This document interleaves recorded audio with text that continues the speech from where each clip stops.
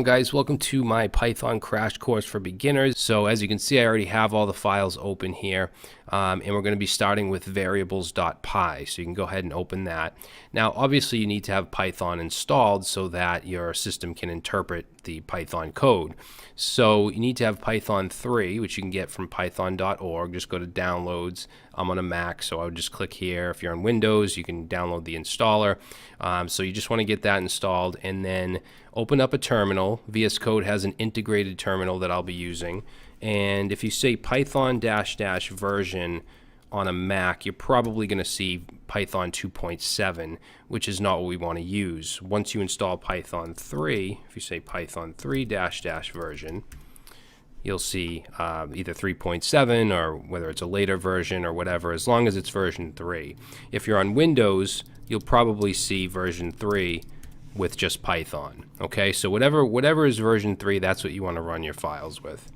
So let's clear this up and we'll get started. So this variables.py, we're going to go over a couple things. We're going to go over how to define variables, some of the rules, and also data types. Okay, because just like with any language, there's a bunch of different data types. We're only going to look at the more common ones. There's others that aren't used very much. I'm not going to get into. This is a crash course. But basically a variable is a container for a value, which can be various types. And if you know any other language, I'm sure a lot of you guys know JavaScript. If you've been following my channel, you know what a variable is. Okay, so before we talk about variables, though, I just want to quickly look at how to comment in a Python file. And by the way, your Python file should end with a .py extension. So a number sign or a hashtag, whatever you want to call this, this is how you can do just a regular comment, just a single line comment. These triple quotes, whether single or double, these are called doc strings, and they're often used to define functions. So you'll see these a lot in function declarations, but they can also be used for multi-line comments, as you can see here. So let's go over some of the variable rules, or the naming conventions. So they're case sensitive. If you create a variable called name all lowercase and name all uppercase, these are going to be different variables. Okay, they must start with a letter or an underscore. They can have numbers, but they cannot start with a number, and that's a very common rule for variables in many different languages.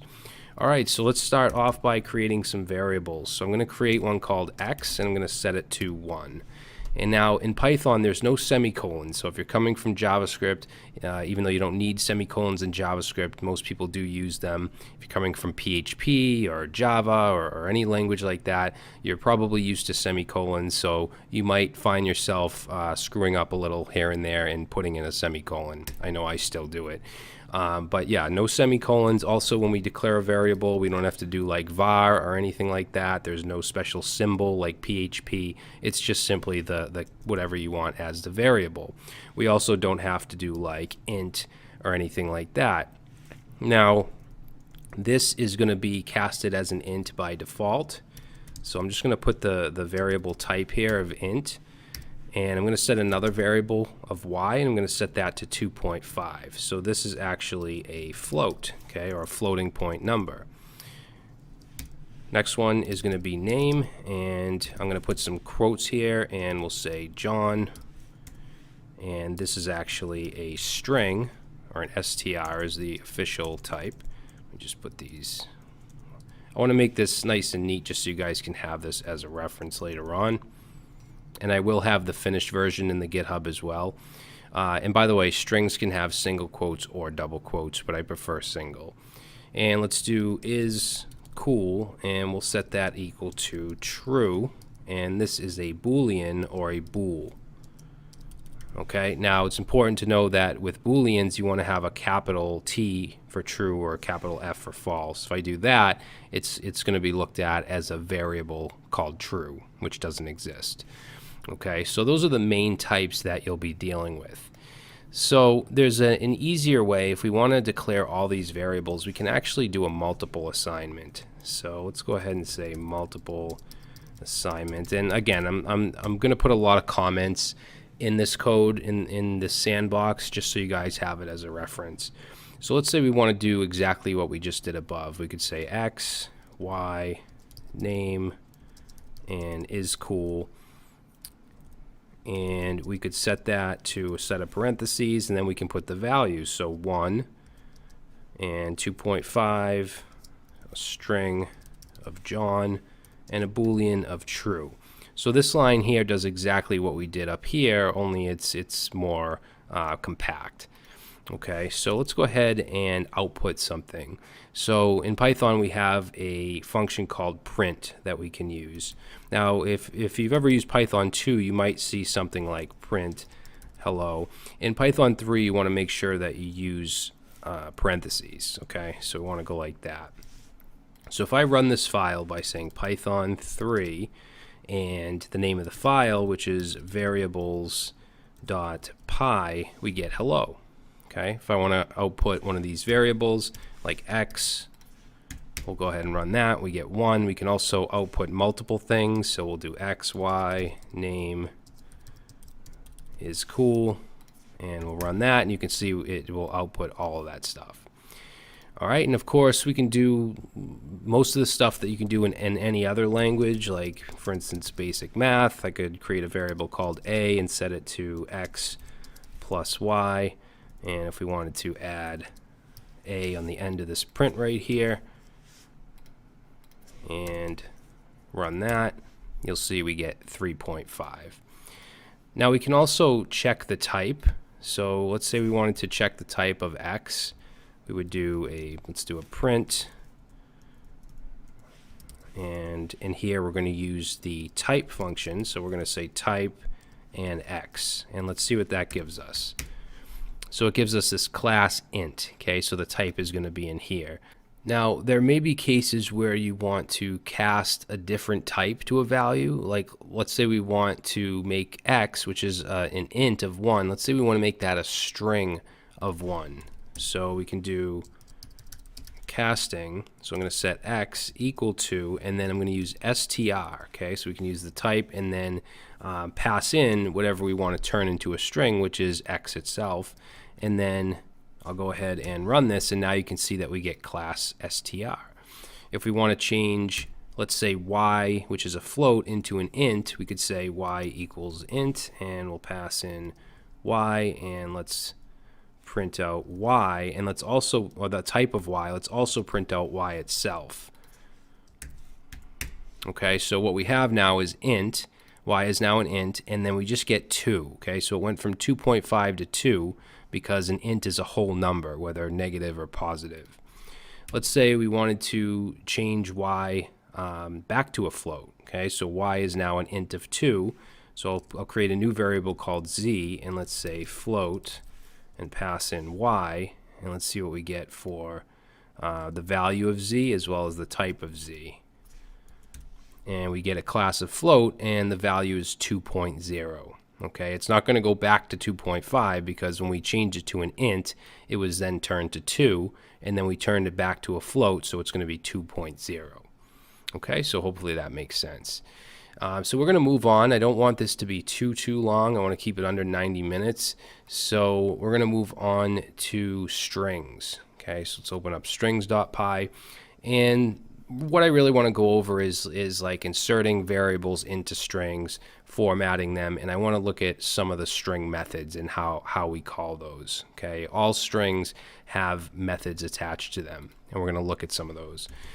So let's set a variable up here, a couple variables. One of name, we'll say Brad, and let's do age, which will be an int of 37.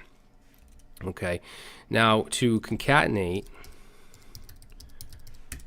which means basically to insert a variable into a string, we do that pretty much the same way that we would in JavaScript. So we could say like hello, my name is space, and then we'll put a plus sign just like we would in JavaScript. And then if we run this with Python 3 strings.py, we get hello, my name is Brad. Now let's say we want to put the age in there as well, so we would concatenate back to a string, and I am space, and then we'll put a plus sign in the age variable, and let's see what happens when we run that. So we get an error because we can only concatenate string or str, and age is an int. So what we would do in this situation, if we really wanted to do this, is we would cast this to a string, just like I showed you in the last file. So we just wrap that in str and run it, and now it works. Now there's better ways to do this, to insert variables into strings. So we can do string formatting, and one way is to do positional arguments. So let's say arguments by position, and we're going to say print, and I'm going to put these curly braces in here. Okay, actually, you know what we'll do, let's just do my name is, and then I'm going to put curly braces and then name, and I am age.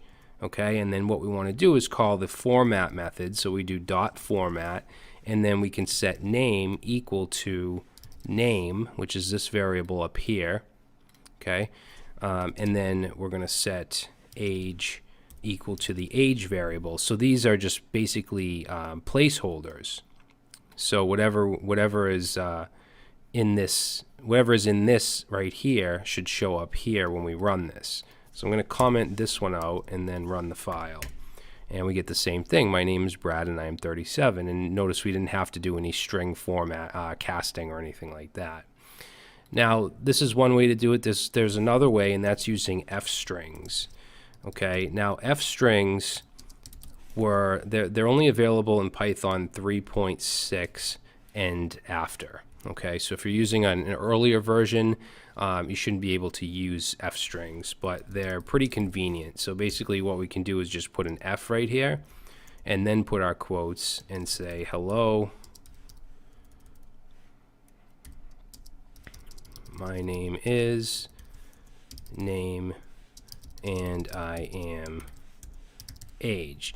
Now that's all we need, because what's going on is this is an actual variable that's up here. So we're directly putting the variable into the f string, name and age. So if we go ahead, comment that out and run this, we get hello, my name is Brad and I'm 37.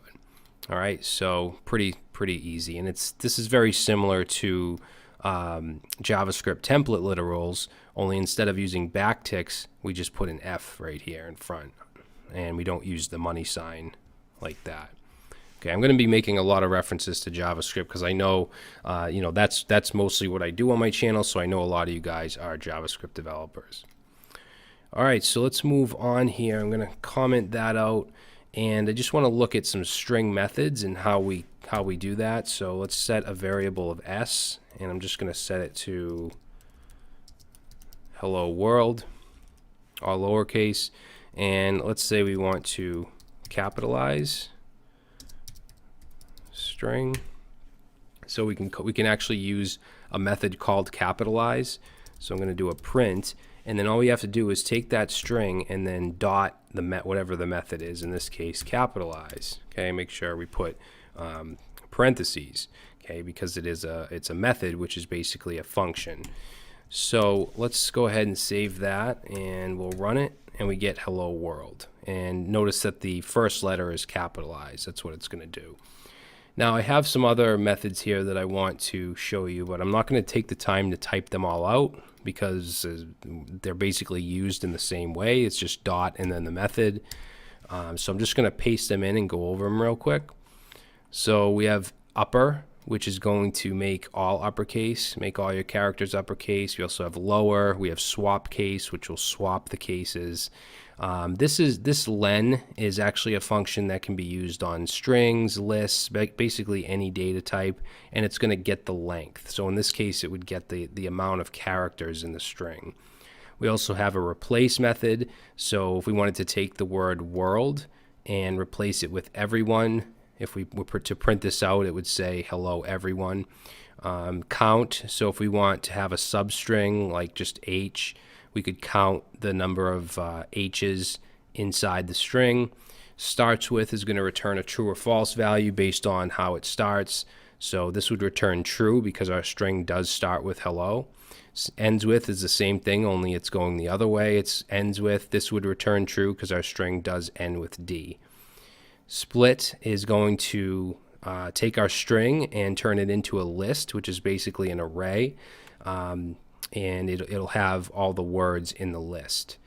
Okay, find is going to find the position of a character. So in this case, it's going to look for the first R. It's going to give you the number, basically the position number. Is alphanumeric, alphabetic, and numeric. These are all going to return either true or false based on if all the values are either alphanumeric, alphabetic, or numeric. Okay, so let's go ahead and run this. And it's just going to log all of the prints that we have here. So basically this list right here is from the split. So it splits hello world into a list. Find is going to look for the position of the first R, which as you can see is 8. All of these, the alphanumeric, alphabetic, and numeric, these will all be false. And the reason for that is because of the space. If I were to get rid of that space, it's now alpha and alphanumeric. So we should get true for those two. So if we run that again, you'll see we have true for both alphanumeric and alpha. Of course, it's going to be false for numeric. All right, so yeah, I mean, there's other methods as well. I just wanted to give you some examples of some of the string methods. So let's go ahead and clear this up and let's move on. So we're now going to talk about lists, which are very, very important in Python. They're basically like arrays. So if you've dealt with JavaScript or PHP and many other languages, it's similar to an array. Okay, so let's first just create a list. And in the definition is a collection which is ordered and changeable. They also allow duplicate members.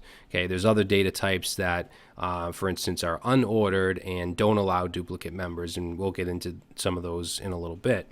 But let's go ahead and create a list. So I'm going to say numbers, variable called numbers, and we'll set it to some brackets, and we'll just put a bunch of numbers in here. Okay, so that's one way to do it. We can also use a constructor. So I could say, let's do numbers 2, and we'll set that to the list constructor. And this is actually going to take in another set of parentheses, and then we can put our values in like that. Okay, so this is going to, both of these are going to create the exact same thing, a list with 1 through 5. So if I go down here and I go ahead and print numbers and numbers 2, and we run this file with python 3 list.py, you'll see that they're both the same, really. But this, I don't really like doing it this way. I don't really like using constructors. It's just like in JavaScript when you can say like new array and then put your array in, which I don't use either. So this is the more common way to create lists. All right, now I'm actually going to create another list called fruits, and this is the one we're going to work with. So this is just going to be an array of strings like apples, oranges, we'll do grapes, and pears. All right, so we have a list of strings. Now I want to go over some of the stuff that we can do here, such as get a single value from a list. So to get a value, let's do a print, and let's pass in the name of the list, which is fruits, and then we just want the index of whatever it is we want. Let's say we want oranges. We would use 1 for that, and the reason we use 1 is because lists are 0 base. Okay, just like pretty much any array in any language, it's going to be 0, 1, 2, and so on. So if I go ahead and run this, we get oranges. Now let's say we wanted to get the length of a list. So for that, we use the same len function that we use for a string. We just do len and then pass in fruits. Okay, so if I go ahead and run that, we get 4 because there's 4 items or values in this list. Let's say we want to add to it, or I should say append. We want to add to the end of the list. So we'll say append to list, and we can do that by just saying fruits.append. and then whatever we want, let's say mangoes. And down here, we'll just go ahead and print fruits. And let's run this. Oops. And it's just going to go ahead and add mangoes to our list and then print it out. All right. At the same time, we can remove stuff. So let's say remove, and we'll say fruits dot remove, and then we can simply put the value in. Let's say we want to remove grapes. Okay, so if I save this and we go ahead and run it, notice that grapes is now gone. If we want to insert it into a specific position, not just append it, we can use insert. Okay, we'll say insert into position. So let's say fruits dot insert, and we want to pass in where we want to insert it, which is going to be position 2, and then the item we want to insert, which is strawberries. All right, so let's save that and let's run it. Now you can see strawberries is now in position 2, 0, 1, 2. Now we can also remove from certain positions. So up here we use the remove method and we pass in the value. We can also remove it by the position by using the pop method. Let's say remove with pop. So we'll say fruits dot pop, and let's take strawberries out, which is in position 2. Okay, so if we run that, now you can see strawberries is gone. We can also reverse the list by saying fruits dot reverse. If we run that, now you can see that mangoes is first and apples is last. We can also sort. Okay, if we want to sort alphabetically, we can say fruits dot sort, and if we run that, you'll see it's now in alphabetical order. You can also reverse sort by same thing, just calling sort, but passing in reverse equals the Boolean of true. And now if we do that, you can see it's sorted in the opposite direction. All right, so there's other stuff, there's other methods and stuff, but these are some of the really popular ones. Oh, if you wanted to change a value, you could do that as well. So let's actually, let's say fruits, and we'll say the first value, we want to change that to, I don't know, blueberries. Okay, so if I run that, you'll see, well, we're doing a reverse sort, so it's at the end, but it replaced apples, which was in the 0 position, with blueberries. Okay, so that's lists. Let's move on now to tuples and sets. Okay, so we want to go to tuples underscore sets.py. So a tuple is a collection which is ordered and unchangeable. Okay, and it does allow duplicate members. The important thing here is unchangeable. Okay, so let me give you some examples. I'm going to clear this up down here, and let's create a tuple.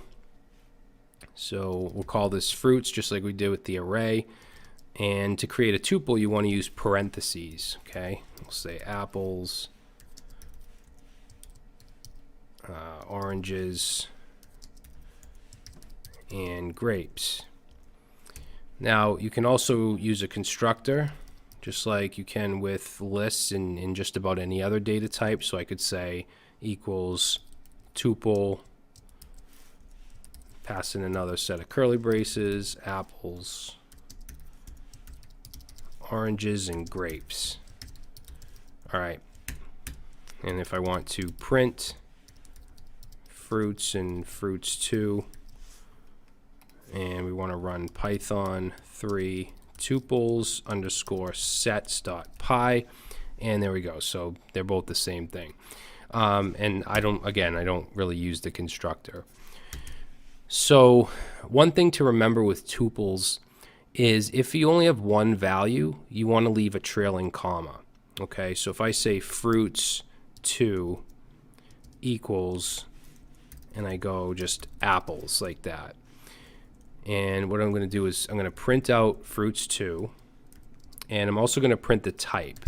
Okay, so I'm going to say type fruits2, and let's see what that gives us. So it gives us apples, no parentheses around it, and it says class string. Okay, so if you don't have the trailing comma, it's going to look at it as a string. If I put a trailing comma like that, even though it looks a little weird, if I run it, now you can see it's clearly a tuple, and it has a class of tuple. Okay, so just remember that. Let's say single value needs trailing comma. All right, so to get a value from a tuple, it's just like you would with a list. So we could say print, let's say fruits 1. Get rid of this. Okay, and we'll run it, and we get oranges because oranges is in the 1 position. Now, I showed you with a list. Actually, let me just put a comment here. I showed you that with a list we could say like fruits, grab one of the indexes and change it to, let's say, pears. But with tuples, you can't change the value. Okay, just right up here it says unchangeable. So let's see what happens when we run this. We get this type error, and it says tuple object does not support item assignment. Okay, tuples cannot be changed. Let's see what else. If we want to delete a tuple, or anything really, we can use the del method. So we can say del, let's do fruits 2. And then if we were to print fruits 2, let's see what happens. You'll see it says right here. Wait, actually it's still giving us the error from this, so I'm going to comment that out and run it, and it says fruits 2 is not defined. Okay, we did define it up here, but we deleted it completely, so now it's no longer defined. All right, we can also use len with tuples. So let's get the length of fruits.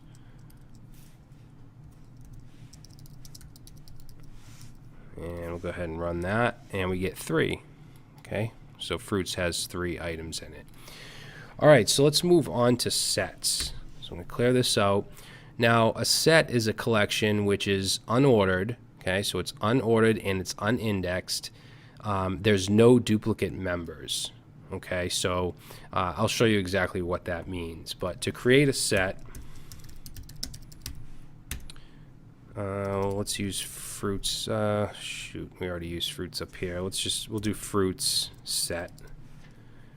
And a set is created with curly braces.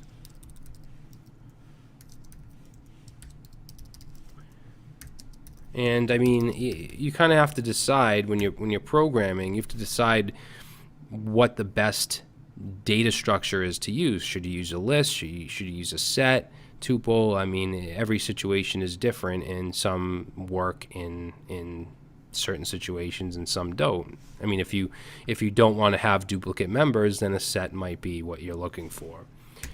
But I'm not going to get into all of that stuff. This is just about syntax and learning the basics. So a lot of times you'll want to check if something is in a set, and there's a lot of different ways to do this, but we can just say apples in fruit set, and that's going to return either a true or a false. So if we run that, you'll see it returns true because apples is in the fruit set. We can also add to set, and we can do that by saying fruit set, and then we can use the add method, and let's say we want to add grape. Okay, and actually we need to print this out, so let's say print fruit set, and we'll run it, and down here you can see that grape has been added to the set. If we want to remove something, we can use the remove method. So we could say fruit set dot remove, and let's remove grape. Okay, so if we go ahead and run this now, you'll see that there's no grape. We removed it. If we want to clear the set entirely, we can do that as well. So we can say fruit set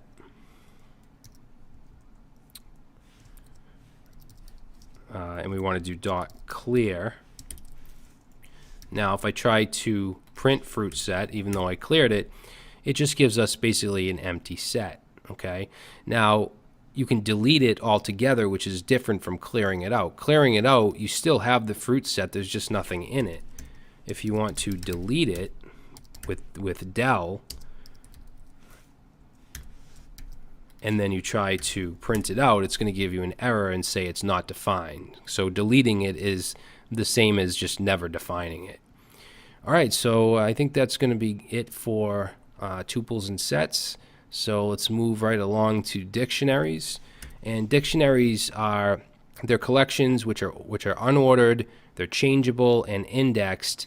Oh, that's one thing I forgot to show you in I meant to show you this in sets. No, not sets. Yes, sets, because there's no duplicate members. So I wanted to show you what happens if we were to add something that's already there. Sorry about that, guys. So I'm going to go down here. Let's see. I should have did this before all this. Let's say add duplicate. So there's already apples, right? So we'll add apples. And if we run that, you'll see we don't get any kind of error or anything like that. It just doesn't add apples twice. Okay, it's already there. It's not going to add it twice. Okay, so I just wanted to show you that before we moved on. So a dictionary is very, very similar to an object literal in JavaScript. It's similar to a hash in Ruby. You know, every language, they're all very similar and they have similar data structures, but sometimes they're named differently or there's subtle differences. But if you know like JavaScript objects and JSON, they're very similar to that. So let's create a dictionary. So we'll say person.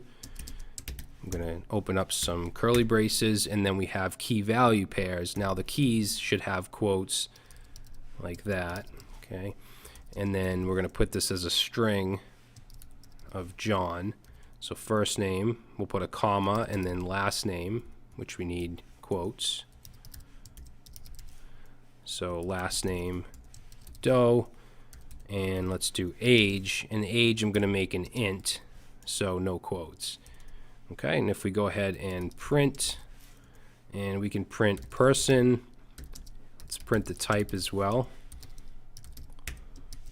Okay, and we'll go ahead and run this with Python 3 dictionaries .py. So it gives us the dictionary and it gives us the class of dict. All right, so we can also use a constructor.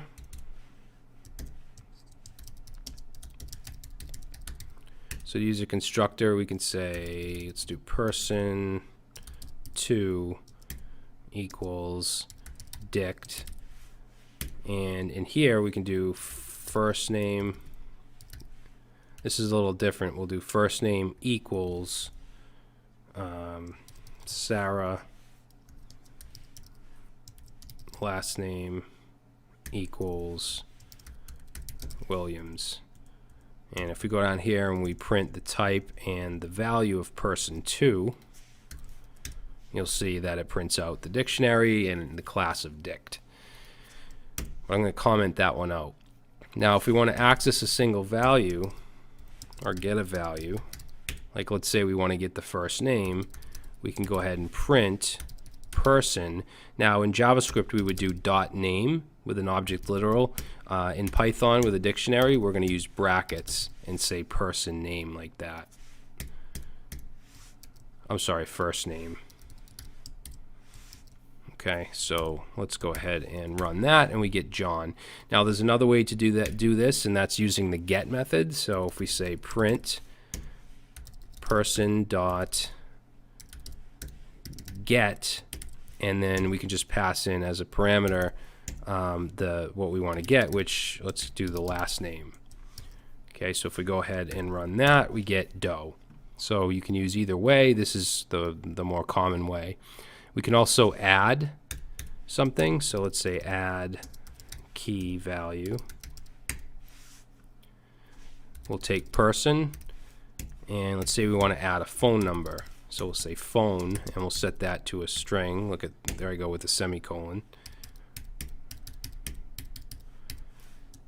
Okay, and then down here we'll go ahead and print person, run that, and notice that now there's a phone number added to this dictionary.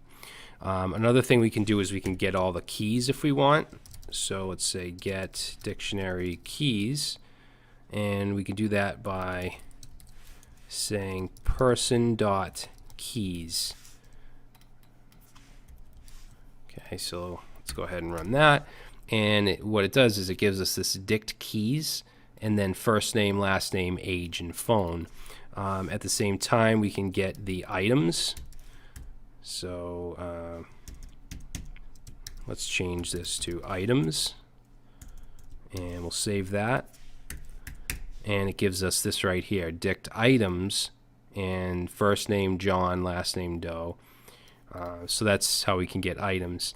Now I'm going to show you how we can copy a dictionary. So I'm going to create, let's say, person2. I don't have that up here, right? Yeah, I commented that out. So I'm going to say person2 equals the person dictionary with the copy method.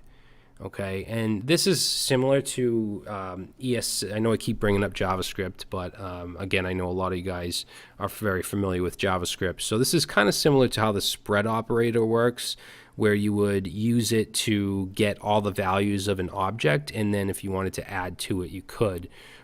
So what we're going to do is take person2 now, which is a copy of person, and let's add a city value to it. So we'll say city equals Boston. All right, and then we'll go ahead and print person2 and run this, and now right here is where we want to look. This is person2, which is a copy of person1, or person, but also has the city of Boston. Okay, so let's move on, and I'm going to show you how to remove an item. So to do that, we can use del. We'll say del person, and let's remove the age. So we'll pass in age, and then down here we'll go ahead and print person, and let's run it. And this last one here, you can see there's no age. Another way we can do this is with pop. So person dot pop, and we can just pass in whatever the field we want to remove. So let's say phone, and now if we run this, you'll notice that the age and the phone is gone. Let's see, we can also clear. Okay, just like we can with some of the other data structures, we can do person dot clear. And if I try to print person, what we're going to get is just an empty dictionary. So just this set of empty curly braces. We can also get the length. Let's see, we still have person2, so let's do print. And just like with the other structures, we can use the len function and then just pass in person2. And let's see what we get. So that gives us 5. All right, so it gives us 5 because person2 has 5 key value pairs. Now, just like with JavaScript, a lot of times you'll have an array of objects, so we can also have a list of dictionaries. So let's create people, and set that to a list. So we're going to create some square brackets here, and then inside here we'll have a dictionary. And let's just do name. We'll say name, Martha, age 30, and then we'll put a comma and we'll put another one. Let's say name Kevin and age 25. Okay, so now we have a list of dictionaries. I'm going to show you later on how to loop through these and stuff. But for now, let's just go ahead and print this. So we'll print people. And there it is. So it's just an array of dictionaries. Now, if I wanted to get, like, let's say the name of this first person here in this list, I could say people 1, which is going to choose this dictionary, okay, this item, and then the specific field, which I want, which is name. So that should give me Martha. So we run that. I'm sorry, it should be Kevin because Kevin is in the 1 position. Martha is 0. All right, so I think that's going to do it for dictionaries. Let's clear this up and let's move on to functions. So we're going to open up functions.py. Now, a function in Python, it basically does the same thing as it does in most languages. It's a block of code which runs when it's called. Now, there's a big difference in the way we format functions than most C syntax languages. Okay, we don't use curly brackets. We use a colon, and then we use indentation. Okay, and that can be with tabs or spaces. So let's go ahead and create a function. So I'm just going to create a simple function called say hello that just takes in a name parameter and then just prints that out. So to define a function, we actually use the def keyword. Okay, so we want to define say hello, and instead of doing this like we do in many languages, we put a colon, and then we just want to indent one over from here. Okay, and in VS Code and any good text editor or IDE, it usually does this for you. So let's go ahead and just print, and I'm actually going to take in a parameter here. So let's say name, and let's just do a print. We'll use an F string here. So we'll say print hello name. Okay. Now this by itself isn't going to do anything. We just define the function. We actually have to call it. So we'll say hello, and then we have to pass in a name. We'll just say John Doe. All right, so go ahead and save. Now I do have the prettier extension installed in VS Code, so it does kind of format it on save a little bit. So that if you see me save and things change a little bit, that's why. So let's run this. We're going to say Python 3 functions.py, and we get hello John Doe. All right, now we can also do default arguments or parameters, because if I were to do just say hello without anything in it, we get an error. It says missing one required positional argument. But what we can do, if we wanted to set a default, we could say, like, let's say equals Sam, Sam. So name equals Sam, and if we run say hello now with no argument, you'll see we'll get hello Sam. Okay, so you can do that. All right, so usually you're going to deal with return values. Okay, when you run a function, usually it's you get something from it. You almost never are going to print something out like this, unless its point is to be a logger or something like that. So let's create a function called get sum, and get sum will take in num1, num2. I'm sure you can guess what this is going to do. It's going to let's see, we could just return. Let's actually create a variable within the function scope called total. We'll set that equal to num1 plus num2, and then we're going to return total. Okay, now when we set variables inside functions, it's in this scope. Okay, so outside of it is going to be the global scope. This is the function scope. So this will return the total. So we can go down here. If I just do get sum, and pass in, let's say, 3 and 4, and I try running this, we're not going to get any output because we didn't print. Print is what causes the output to the console. So I could wrap this in print and run it, and then we get 7. A lot of times, though, you'll use the return value in some way, and you'll assign that to a variable. So let's say num equals get sum of 3 and 4, and then we could print num. We'll run that, we get 7. So num is equal to 7 because it's equal to the return value of that function. All right, so I want to move on here to what's called a lambda function. So a lambda function is a small anonymous function. It can take any number of arguments, but can only have one expression. And again, I'm comparing this to JavaScript, very similar to arrow functions. Okay, so if you're familiar with ES6, if you use React or anything like that, I'm sure you've used arrow functions before. This is pretty similar.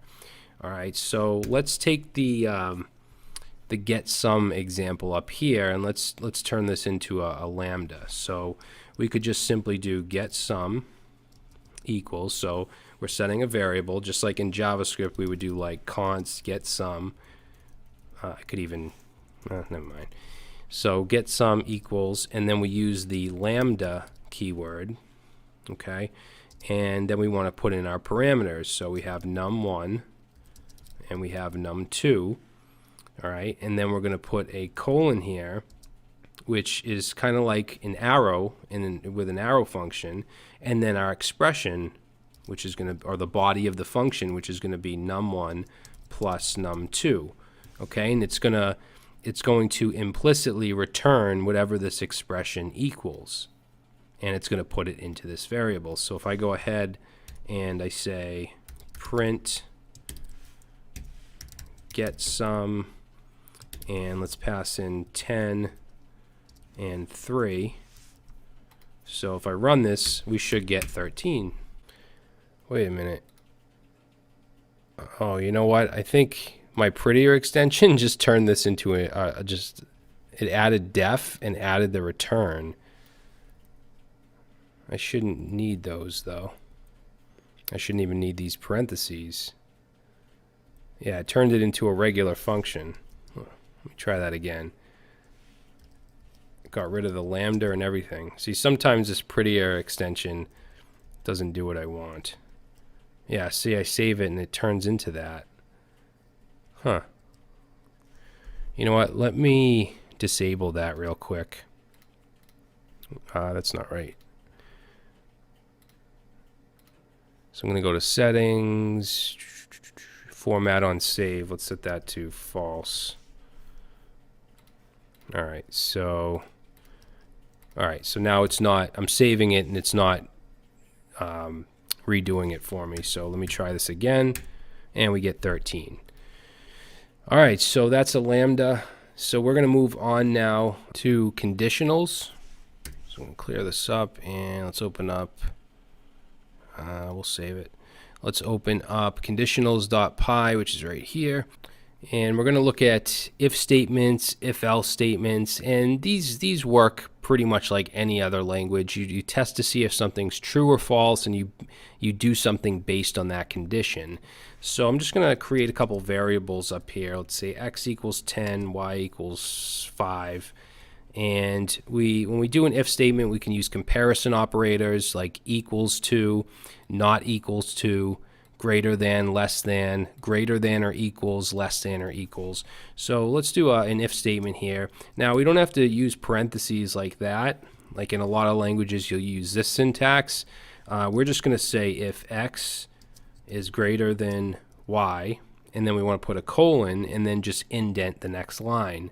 And I'm just going to do a print. We'll use an f string, and I'm just going to say x is greater than y, and obviously you can do whatever you want in here. I'm just going to print this out though. Okay, so let's save this and let's run it. So Python 3 conditionals.py, and we get 10 is greater than 5. Now if I were to change y to 50 and run it, we're not going to get anything because this isn't running, because this is not true. Now, you can also have else, okay? So if we wanted something else to happen if this isn't true, then we could do that. Let me just put a comment here. So this is a simple if. And then we'll just do, let's say, if else. So I'll go ahead and just copy this. And then let's put an else. So we do else colon, and then just indent the next line. And I'm going to copy that print and just reverse it. We'll say y is greater than x. Okay, so we'll go ahead and run this. And we get 50 is greater than 10. Okay, it's running the else because this is not true. So let's see, let's actually copy this if else, because now I want to show you how to use an elif or an else if. It's actually ELIF. So ELIF. So let's say not only do we want to test to see if it's greater than or less than, but also if it's equal to. So in the middle here, I'm going to put ELIF colon, and then we'll go ahead and print something. So we'll print x is equal to y. Okay, so if I run this right now, wait a minute, what did I do wrong here? Invalid syntax. Oh, I didn't put a condition. So this elif here, obviously this needs a condition. We're going to say if x is equal to y. All right, so if we run this now, we're going to get 50 is greater than 10. But if we change this to be equal, like let's change y to 10 as well, and we run it, now we get 10 is equal to 10. Okay, this right here, this condition is true, so it's running this. Now we can also do nested if statements, which is an if within an if. So for instance, if I wanted to do if x is greater than 2, and then do another if statement here and say if x is, let's say, less than or equal to 10, then let's do a print. We'll say x is greater than 2 and less than or equal to 10. So we can do that, and right now it's equal to 10, so that should run. Wait a minute. Oh, I forgot my indent. Okay, so now it runs. Now this isn't a great way to do this. If you wanted to do this exact condition, what I would suggest doing is a logical operator and using and, okay? Because what you're saying here is both of these need to be true, right? So what we could do is we could instead say if x is greater than 2 and x is less than or equal to 10. Okay, so it's a cleaner way of doing it, and then we would run that. Okay, so let's comment this out and run that, and we get the same thing. And you can also do or and not. So if I were to copy this and do or, the difference here is with and, both of these have to be true for this to run. With or, just one of these has to be true, one or the other. So this would be or.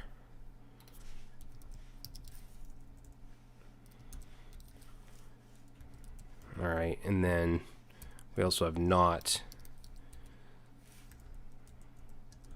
So for not, let's just do something really easy. I'll say if not, and we can pass in here a condition like x equals y, then, oops, actually we'll just type this out. So print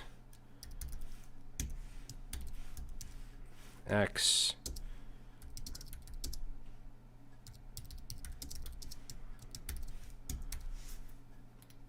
all right, and that actually they are equal right now, so I'll change that to, let's say, 20, and now that should run. So you'll see right here 10 is not equal to 20. So in fact, all three of these are running because they all evaluate to true. All right, actually, no, they don't. Hold on.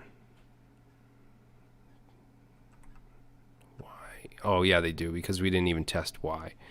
All right, so I'm going to comment this stuff out.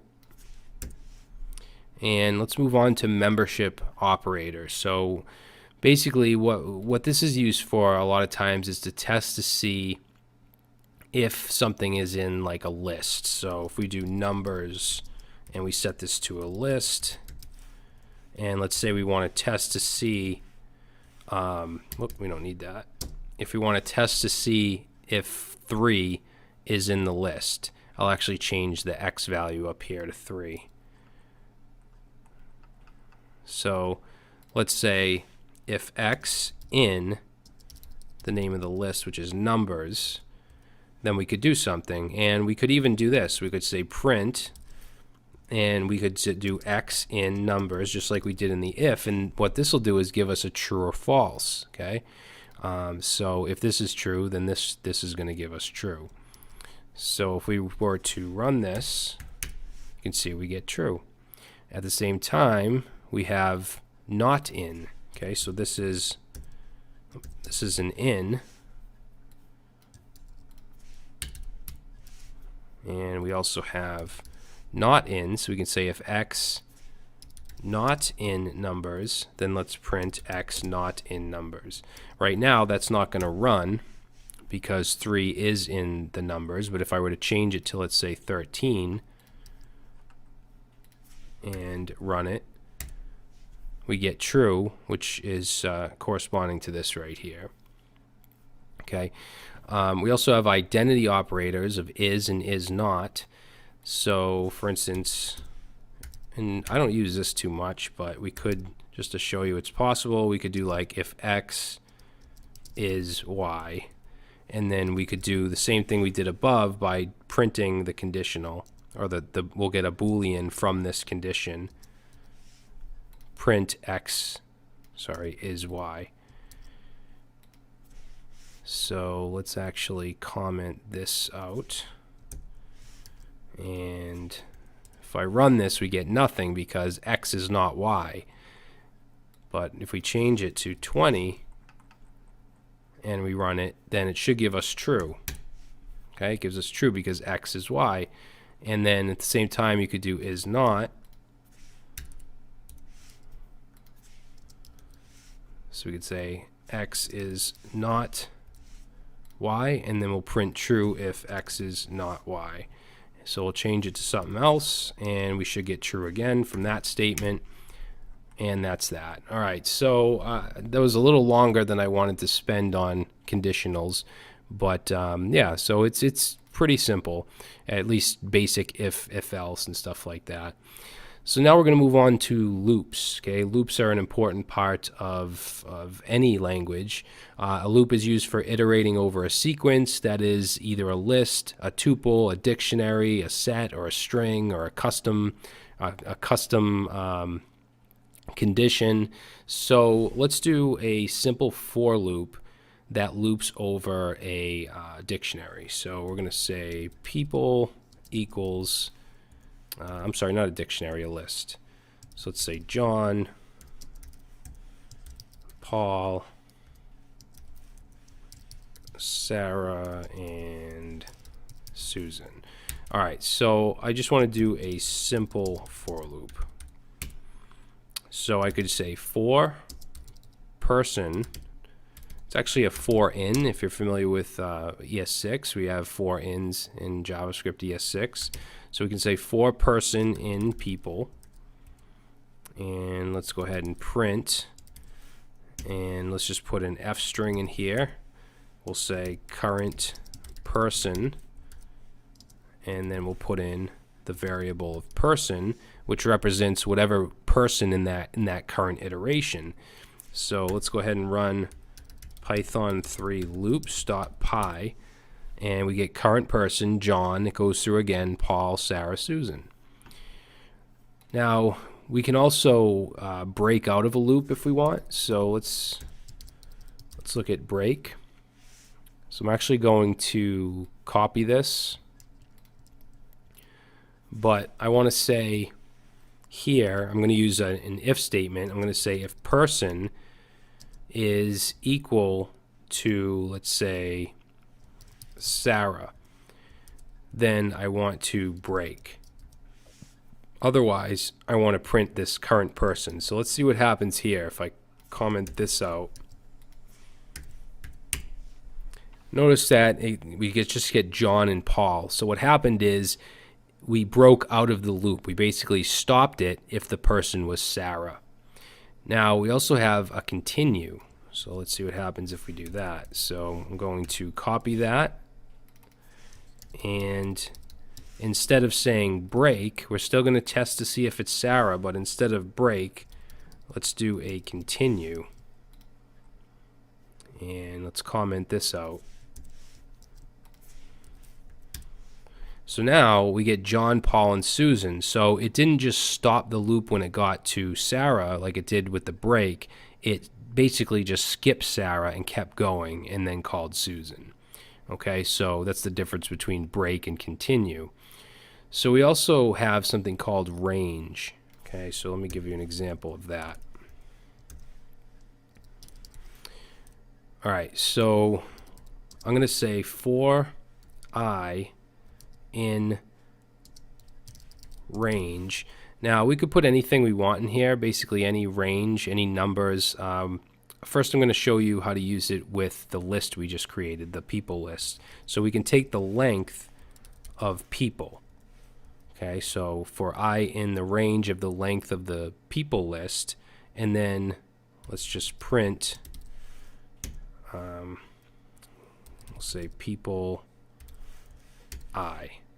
Okay, so this is similar to just a standard for loop. We're going to go ahead and run this, and it's just going to print out all the people's name. I could have did an F string, current person or whatever, and instead of just person, I'd have to use people and then I. And we can do custom ranges as well. So if I wanted to do for, oops, don't want that, for I in range, and then we could put, let's say 0 to 11, and then let's just print, we'll print an F string, we'll say number colon, and then we'll put in I.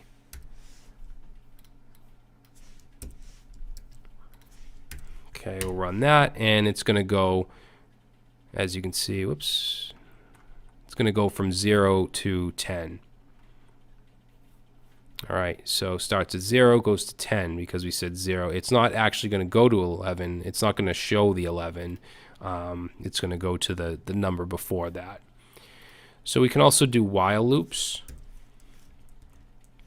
So while loops execute a set of statements as long as a condition is true.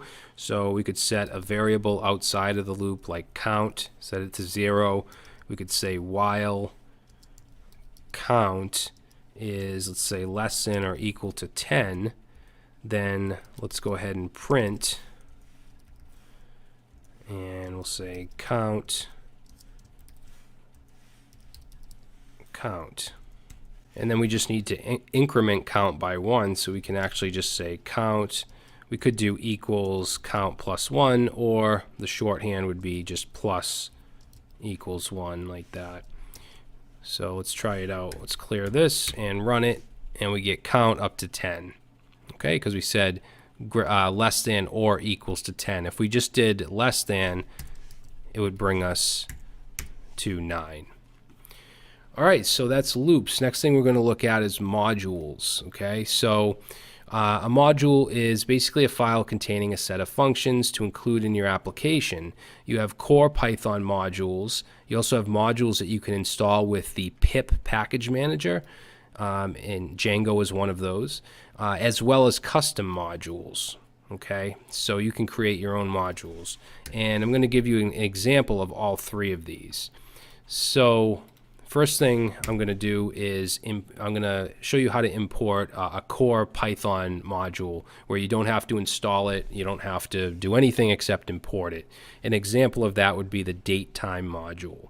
So to import a module, we use the import keyword, and let's say import datetime, and I want to use this, so I'm going to go down here, and let's say we'll create a variable called today, and let's set that to datetime.date.today. Okay, and if you look at the documentation, you'll see all the different methods and properties and stuff that are available. So let's print today, and let's see what we get. So we're going to say python3 modules.py, and that's what we get. Okay, so today is 11/28/2018. Now notice that I did datetime.date.today. So this date object is actually in datetime, and if I wanted to, I could actually import just date from datetime. Okay, instead of importing the whole thing. The way I would do that is by saying import, I'd say from datetime, I want to import just date. Okay, now if I do that, I can then do today equals date.today. Okay, so I don't have to use datetime because I brought, I imported in date from datetime. So let's save that and see. We should get the same thing. Excuse me.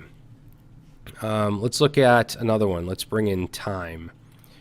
So we'll say import time, and let's see, let's go down here and let's create a variable called timestamp and set that to time, and then we'd actually have to do timestamp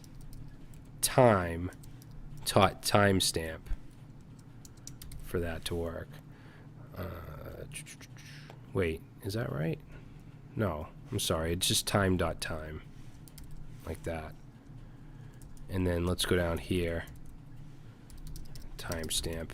And what it does, what that timestamp, our time method does, is prints out the current timestamp. So let's run this again, and it's going to change each time. Okay, because the timestamp is obviously keeps changing. Now this looks kind of funny, so what we could do is just import time, just the time method from the time module. So just like we did with the date time, we could say from time import time, and then we could simply go like that, and that should do the same thing. All right.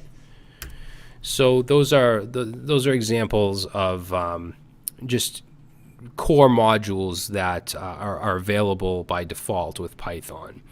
Now, Python has a package manager called pip, and again, comparing it to JavaScript, where you have Node.js, you have your npm package manager. You have Ruby gems. A lot of different languages have different package managers for installing external modules or programs. Excuse me. So to install something with pip, you want to do pip install, but since my Python 3 is available in my Python 3 command, then I want to use pip 3. Okay, unless you set up what's called a virtual environment, which we're not going to get into in this crash course. We do that in the Django Udemy course. But let's go ahead and install something using pip, or pip 3 in my case. So there's a very, very small module called camel case, which just takes a piece of text and makes it camel case, meaning capitalizes each word or whatever. So let's do pip 3 install camel case. Now, what this did, actually it's already installed, so that's why mine went so fast. But when you run it like this, it's installing it globally on your system. Now, like I said, you can install something, you can create something called a virtual environment, where when you install something with pip, it gets just installed in that environment. You can also use something called pipenv or pipenv, which does the same thing. You have these encapsulated environments. In my case, it just got installed globally, kind of like doing npm install with a dash -g or dash global. Now, if I want to see what's installed, I can say pip3 freeze. Okay, so this is going to show me all of the modules that I have installed, and since I'm in a global scope, this is what I have installed globally, and you can see camel cases right here. All right, but if I were in a virtual environment, it would just show me what is in that environment. So now that we have that installed, we can import it just like we did with these other ones. So I'm actually going to put a comment here. So these are core modules. And this is, we'll say, pip module. So we can import camel case. It'll actually pop up here. So import camel case, and let's go down here. And what we need to do is basically instantiate a camel case object. So we'll say C equals, actually, you know what? We'll bring in camel case, bring in the method. So I'll say from camel case, we're going to import a method which is called camel case, and we want to make these uppercase. All right, so doing that, we can just say C equals camel case. Now this object now has methods on it. One of them is hump. Okay, so we can say print c.hump. I know that sounds a little weird. And let's pass in like hello there world, all lowercase. And let's run that. And you can see that what it did is it made every first character of each word uppercase. Okay, so it's a very, very simple module, but it's just an example of how to install something with pip and how to import it and use it. So the last thing I want to do here is create a custom module and use that. So we have this validator.py file, which is already created, already filled out. Basically what this does is it validates an email.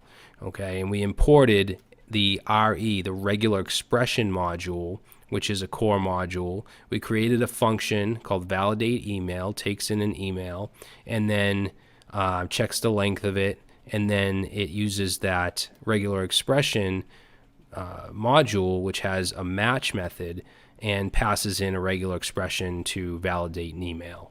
Okay, and it returns a Boolean, it returns a true or false based on if that is an actual email or not. So let's say we want to use this as a module. So I'm going to go back to modules.py, and we're going to bring this in. So let's say import custom module. So we'll say import validator, and actually, you know what? I mean, we could do this, and we could use validator.validate email, but we could also do from validator import validate email. It'll actually show us that. Okay, now we can use this validate email function, and we could have as many functions as we want in the validator. If you wanted to have, like, I don't know, validate username or something, and even have it connect to a database and see if a username is already taken or something like that. So down here, let's have an email. We'll set it to test@test.com. Actually, it should be a string. So it's a valid email. And we're going to just do if validate email, pass in that email, and then we'll do a print email is valid. Okay, and then we'll do else print email is bad. All right, so let's get rid of this print here. Get rid of this one. Okay, let's run it. So we get email is valid. If I change this to be like, let's say test, and we'll put in like a number sign here, we get email is bad. So it's using this validate email function. It's bringing that in from our validator module, which is a custom module that we created. Okay, so that's how you can use custom modules. All right, so now we're going to move on to classes. Okay, with Python, you can do all types of different programming types. You can do procedural. You can also do object-oriented programming, and a class is used to create objects. Okay, an object has properties and methods. Methods are basically just functions that are associated with it. Almost everything in Python is an object, and you can see when we have a string, we can call methods on it. A string is an object, and almost everything is an object. So let's go ahead and create a class. I'm going to try to do this quick because we're really running out of time here. So let's create a class called user. And if you've created classes in PHP or Java, C#, it's pretty similar. So we can have a constructor. So a constructor is basically a function that runs when you instantiate an object from a class. And we want to define this as _init .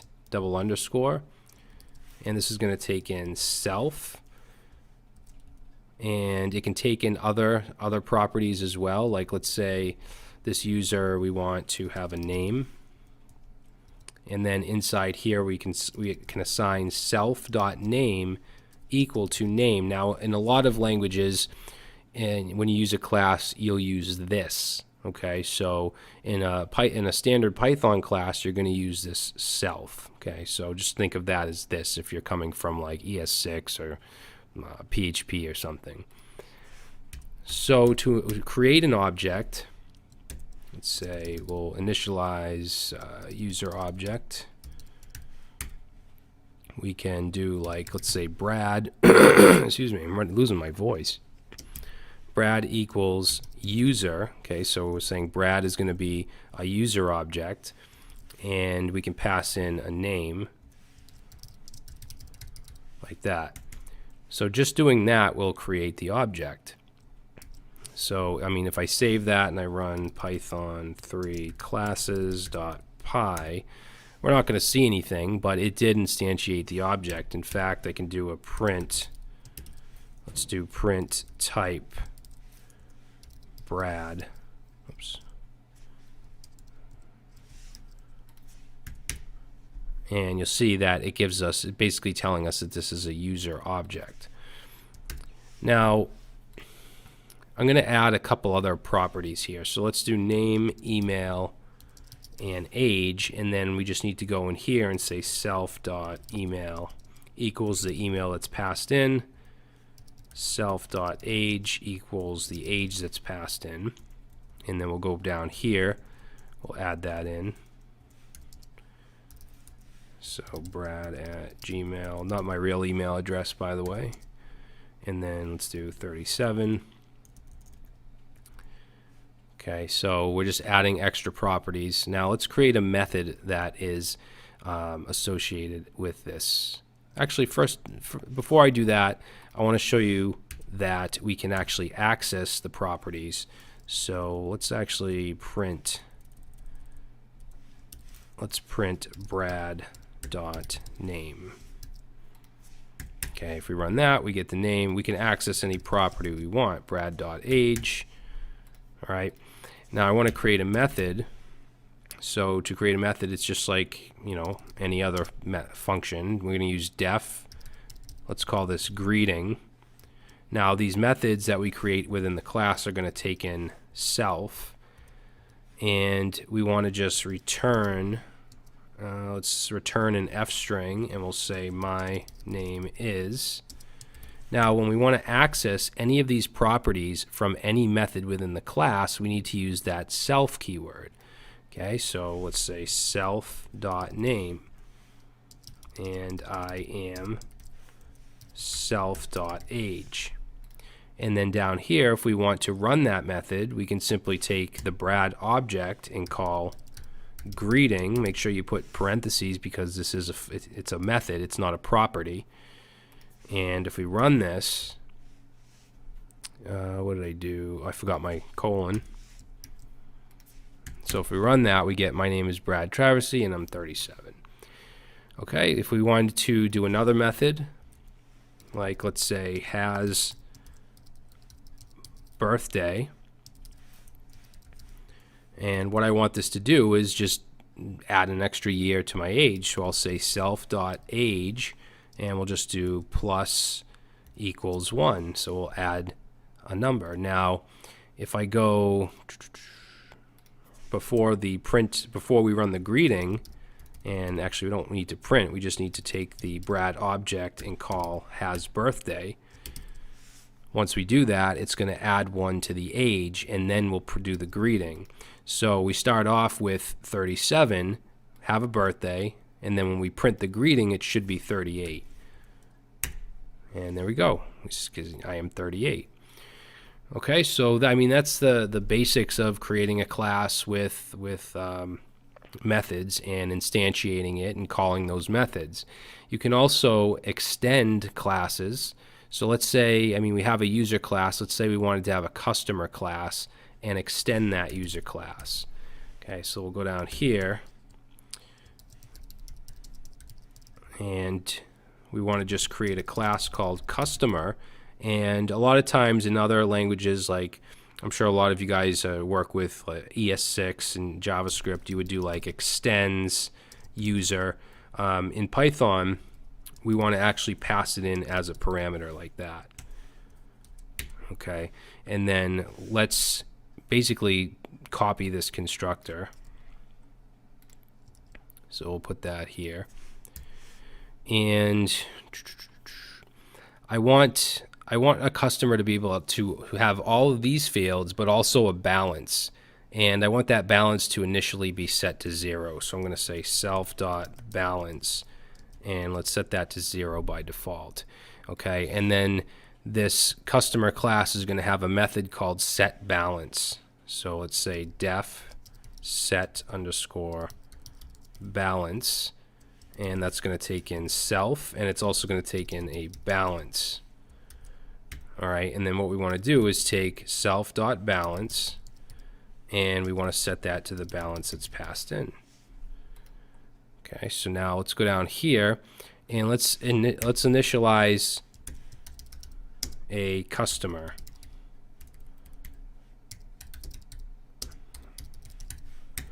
So let's say Janet, and we'll set Janet to customer.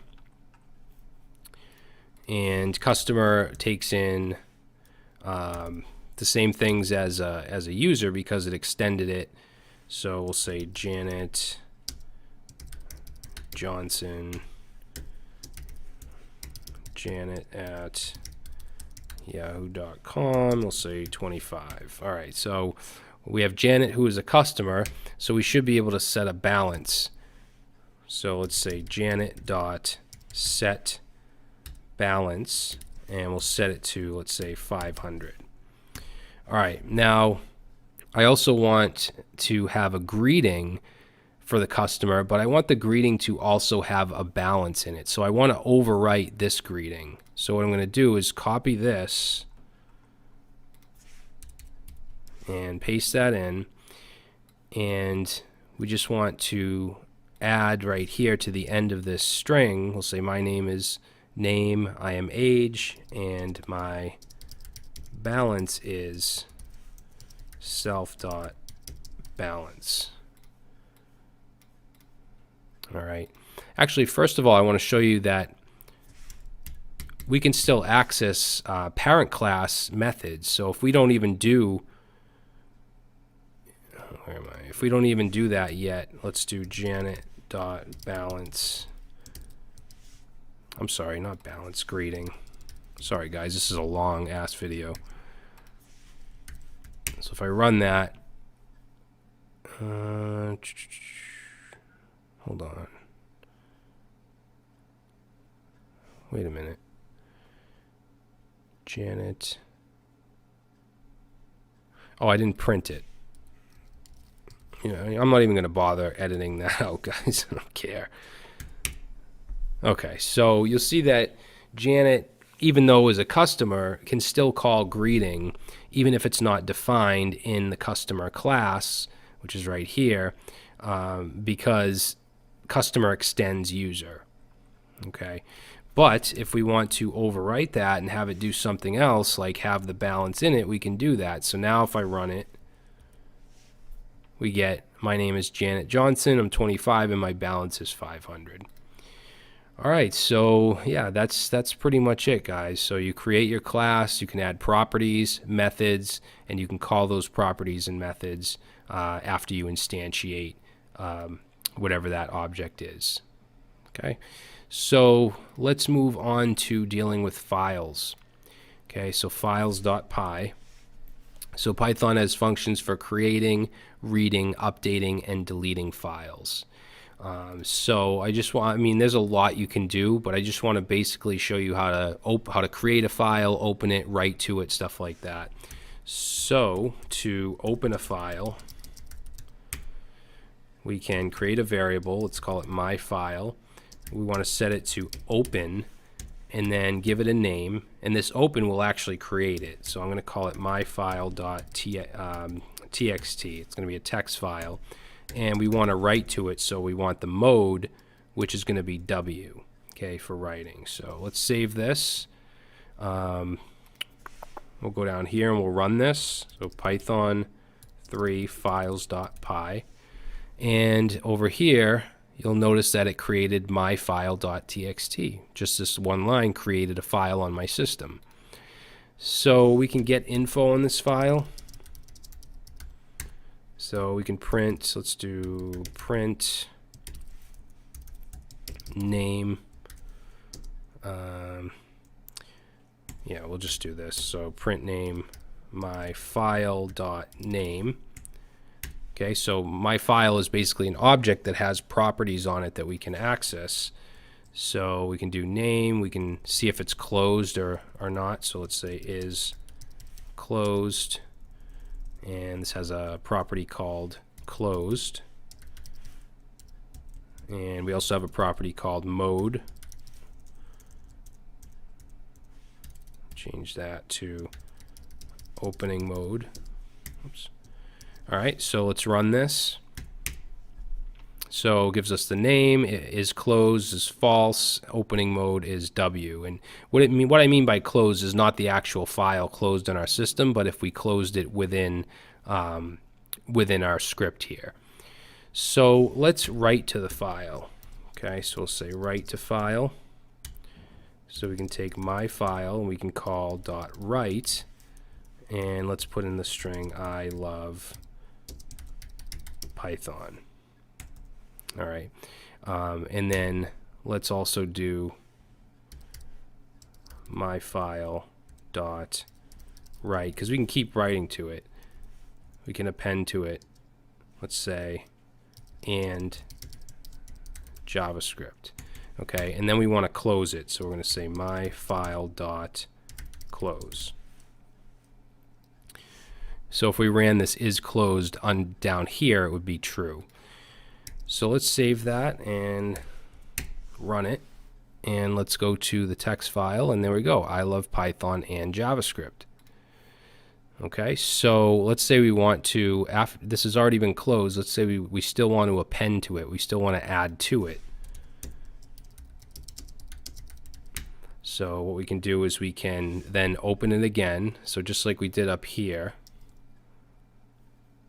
we're going to say equals open my file text, only this time we're going to use a. We want to append to it. Otherwise, we're going to overwrite it. We don't want to do that. So go ahead and paste this in, and let's put I also like PHP. And then we'll go ahead and close it. Okay, so we'll run that again. Let's take a look. I love Python and JavaScript. I also like PHP.